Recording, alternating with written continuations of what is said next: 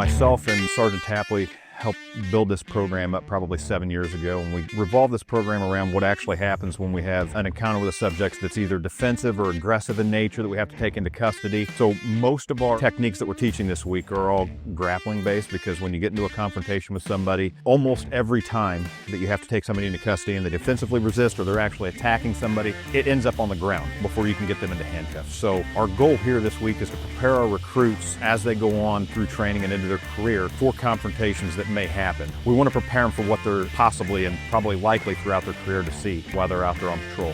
So the hope is to be able to take somebody into custody using the least amount of force necessary to accomplish that task. Staying in a good dominant position if you end up on the ground, and not allowing yourself to be in a position where somebody's punching you in the face or turns this into a situation where deadly force may need to be used. So the hope is to keep our recruits confident if they get into a confrontation with somebody and it ends up on the ground.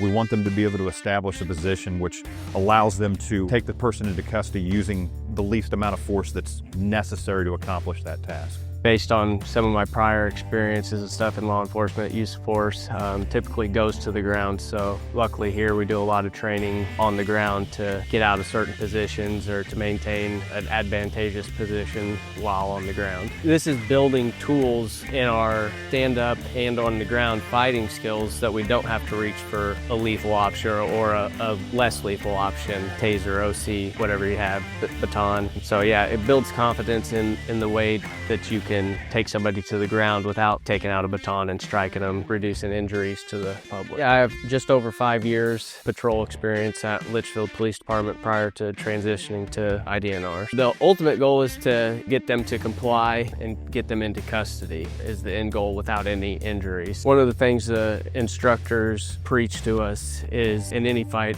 whether we're standing or on the ground, is control of your firearm, because every fight we get into, we're putting a firearm in play just by carrying it on us. So they've been stressing keeping that secure while on the ground fighting. This teaches you to have confidence that when that physical aspect does happen, you are prepared and you are mentally able to fight back and to survive. That's great survival tactics. I like to see everybody's engagement and curiosity about it. We're asking questions, we're giving it our all, and we're really working through the motions to make sure that we actually get stuff right, so we can tell that people in there actually care about what we're doing and care about doing it right.